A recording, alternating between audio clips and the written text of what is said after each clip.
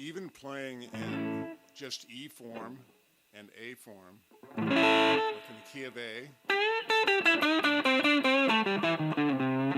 in E form or A form, and only using minor pentatonic, minor pentatonic with a major third called dominant 7/11, and major pentatonic, both in E and A form, minor and major.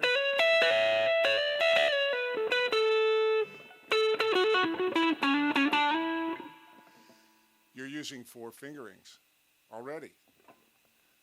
This is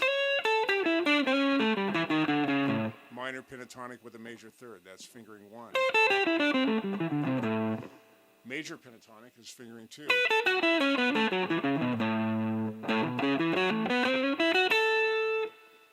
In fingering 4, in A form, fingering 4 is minor pentatonic or dominant 7/11. And in major pentatonic, it's fingering 5. So there's 4 out of 5 fingerings right there with that simple plan of just using minor pentatonic with an optional major third and major pentatonic. Then if you simply play in the key of 5, if you're only playing in E form,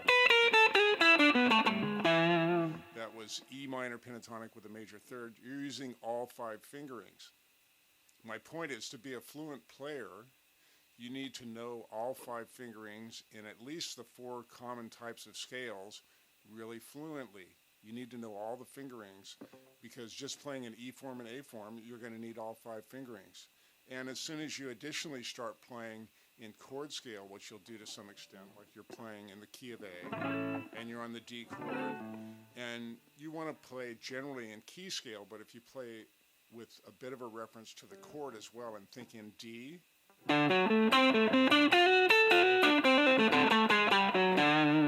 like that, you're bringing in another fingering. You know, that's fingering 4 in this area. So I found the best way to study this stuff is to be patient and study a series of songs, which I have in the iReal set, that are all using minor pentatonic in 1 key and then progressively in more keys.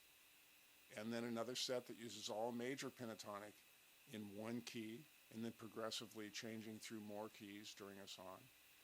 And then all dominant 7/11 pentatonic, the minor pentatonic with a major third, in 1 key and then progressively through more keys.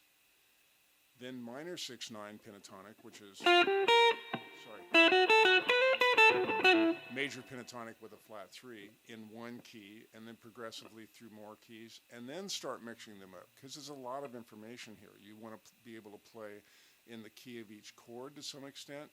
You want to be able to play the different types of scales, and you multiply those variables, and there's a lot of information. I could show you some stuff combining in one area.